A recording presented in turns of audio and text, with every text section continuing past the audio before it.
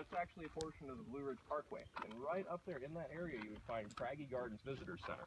If you go up there, it's one of the more beautiful areas here. You get a 360-degree panoramic view of all these mountains. So I highly recommend it if you get the chance.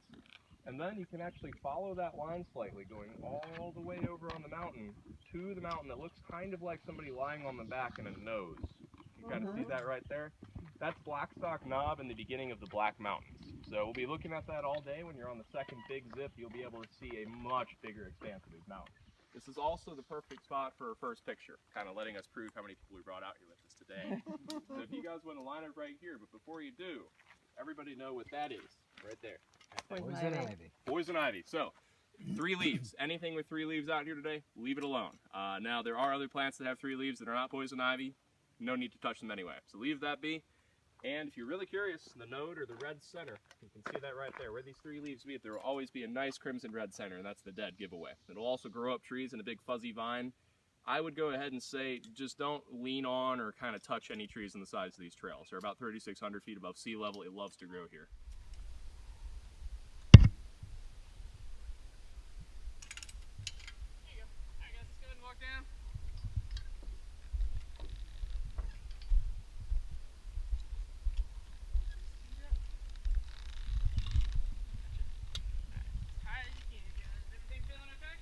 That's awesome. Yep. All right, y'all ready? Yep.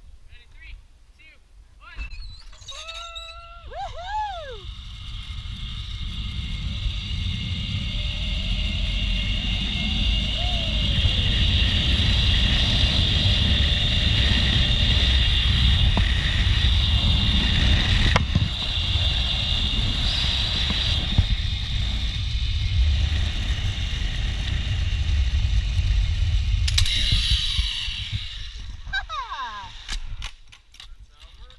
Love this awesome.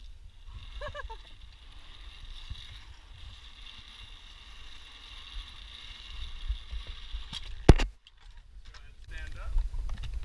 So that's the bunny slope, 30, 35 miles an hour for 15 seconds. Next one about 1 minute and 60.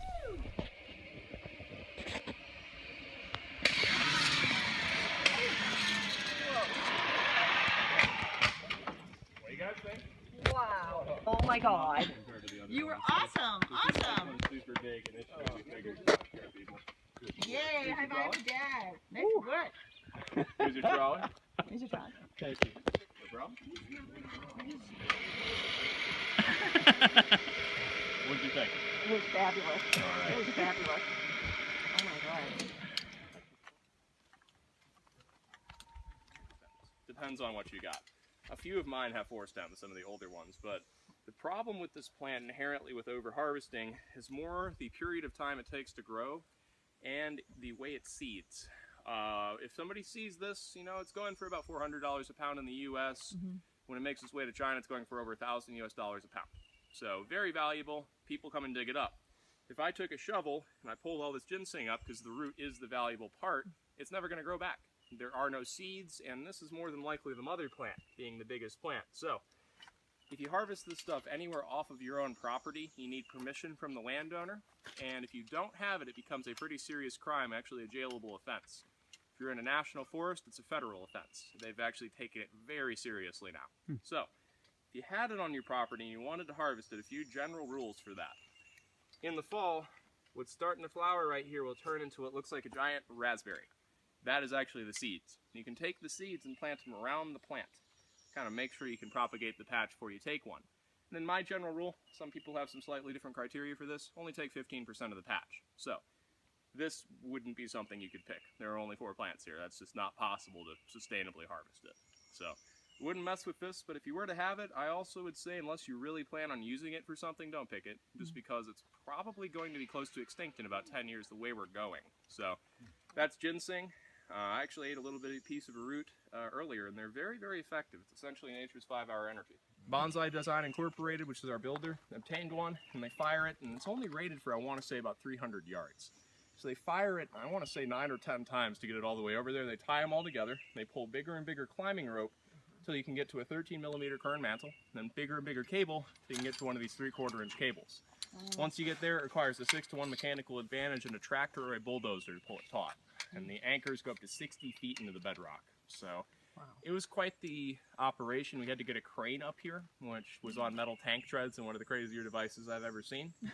Once they drilled all the anchors, it got stuck up here. It rained. So I'm pretty sure that Humpty was not very happy. But we had to guide it down the mountain with our tractor. And that goes up to 60 feet through the bedrock. So the crane torqued that thing in. Once they get it all the way through, it's hollow in the middle. So they pump it full of grout. When it comes out the other end, it kind of forms a mushroom, so to say, and holds itself into the bedrock that way. So that is the main part of the anchor. The concrete only goes down about 6 to 8 feet, and that's to prevent it from wobbling around and kind of coming off its bearings. So don't hold me to the exact number. I'm going to go ahead and say about. It's rated for about 100,000 pounds of pressure. So they're not going anywhere. It would essentially have to take the entire side of the mountain with it to come out. How do you guys accommodate? I know that the tree growth is not significant, but as the trees get taller, does the width of the tree make a difference with the stuff you have attached to it? It does, and a lot of them have double coil lock washers on them, and as we see them compress, we back it out. Oh, cool. So we have everything designed to grow with the trees. I mean, as it widens, we'll have to back those out a little bit and re-tense everything, and then as it widens as well, we'll probably have to cut out that deck a little more. Nice. But all of the coarse elements can grow with the trees as opposed to forcing things to include, which becomes a huge problem in this industry. So we are at 3,600 feet in elevation, which is ironic because our next zip line is 3,600 feet long, which is about 2/3 of a mile. It's going to be super awesome. Your highest point will be about 350 feet off the ground. It's amazing. So not only look forward, you'll see the furthest ridge you see forward is actually the Great Smoky Mountain National Park. If you look to your right, the furthest ridge you see is actually Johnson City, Tennessee. And if you look to your left, you'll see like the Craggies and Blackstock Knob and everything like that we came in on. But I also always encourage people to look down because it's awesome. Yeah. Cool. You'll reach speeds of about 50 to 55 on this one. Feel free to cannonball or slow it down a little bit by doing like an awkward starfish, which is just kind of spreading your limbs out like that. I'm going to go down first this time, guys. I'll also be taking some incoming pictures to wipe out the snot and tears and stuff like that. Yeah. Y'all enjoy. Is it going?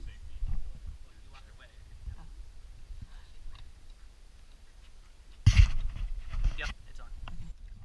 3, 2, 1.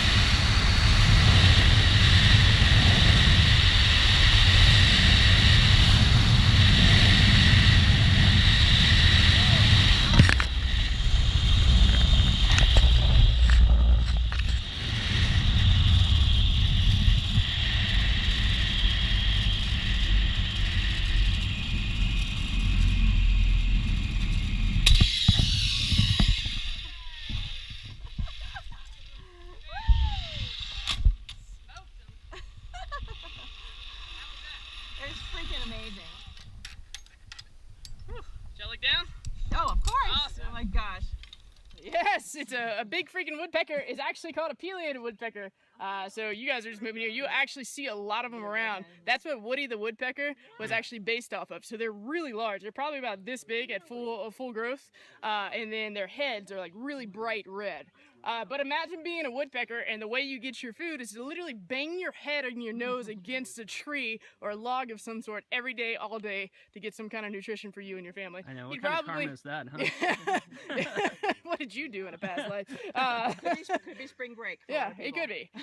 But imagine like the kind of brain damage you would get if like that were you, like banging your head. But woodpeckers are actually really cool creatures, guys. So they actually have these really long tongues. They have one use for the tongue, or two uses for the tongue. One of the uses is for the tongues to like go into the holes that they peck to get the larvae and bugs and whatever it is that they're trying to eat. Also, when they're pecking, they can roll their tongues up, kind of like one of those party blower things, you know what I'm talking about? And then they can actually wrap it around their brain while they're pecking. What? So to protect their brain. Cushion their brain. Yeah, so it's really cool. So like the NFL and the NCAA is actually looking into these animals right now to try to implement some of that technology, I guess, into their helmets for football players, because everybody knows football players and head trauma is very common right now. Concussions, So yeah, so it's pretty cool. So Wow. That would make them a peckerhead. yeah.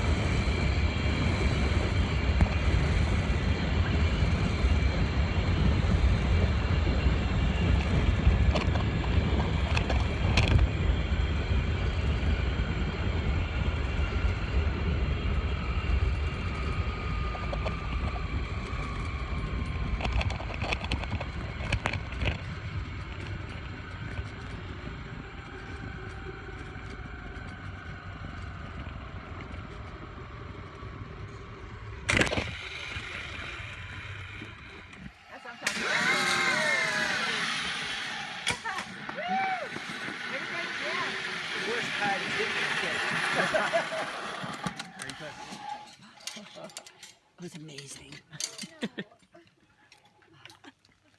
I felt like it was really slowing down. I'm like, oh, because I couldn't remember if you said to put your feet up or down. Yeah. I would put it when I want to go faster up and then, yeah.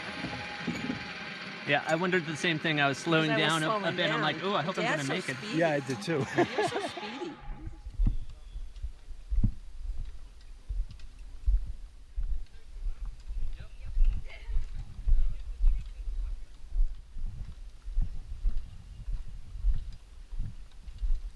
Hi, so we're here with Austin and we're at Navitat.